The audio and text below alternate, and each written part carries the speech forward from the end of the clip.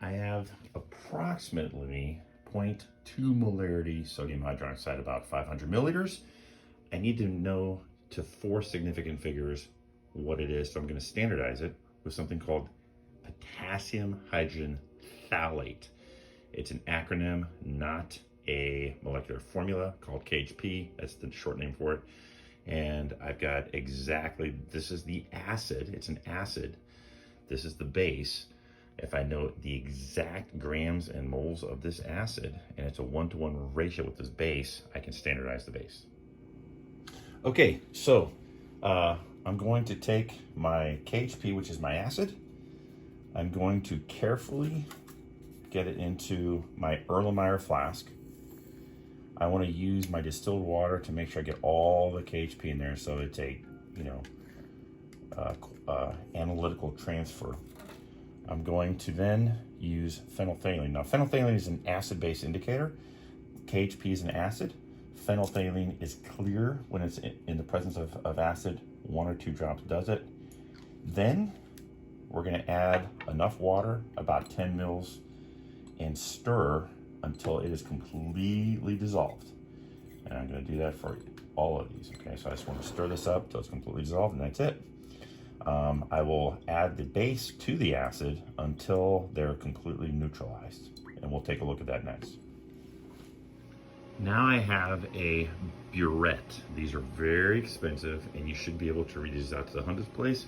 I've placed my base inside here, rinsed it, washed it out with the base, and then filled it to the top with the base that I'm using. And if you look closely, the bottom of the meniscus is 0.00. That's my starting point. I'm going to add my base to my KHP solution down here. This is trial 1. If I know the exact moles of KHP, it'll turn pink the second it uses up all those KHP. I check my volume of base.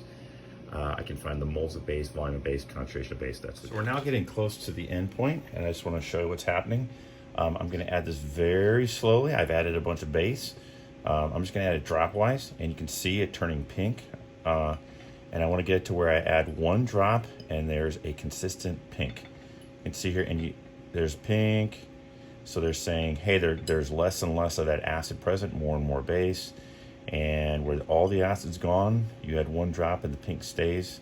That's what we're shooting for. You don't want to, and we're going to do this 3 times at least, or 3 good trials. Okay. Again, I'm getting very, very close. And you'll see here, if you take a quick look, think, oh, it's pink, it's staying pink, but if I stir it, it's gone. So at this point, slow and steady wins the race.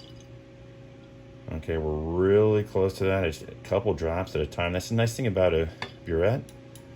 And just a few drops, because you really don't want to, it's tempting. Getting so close. Just a couple drops at a time. Almost there. Ooh.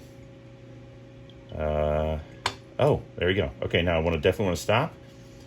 And once I do that, I'm now going to look at this very carefully, and you definitely want to record where we're at now. And if we look, you want to read this from the top down, so it's about 27.60, because you read from the top down, not from the bottom up. That's the volume that was delivered.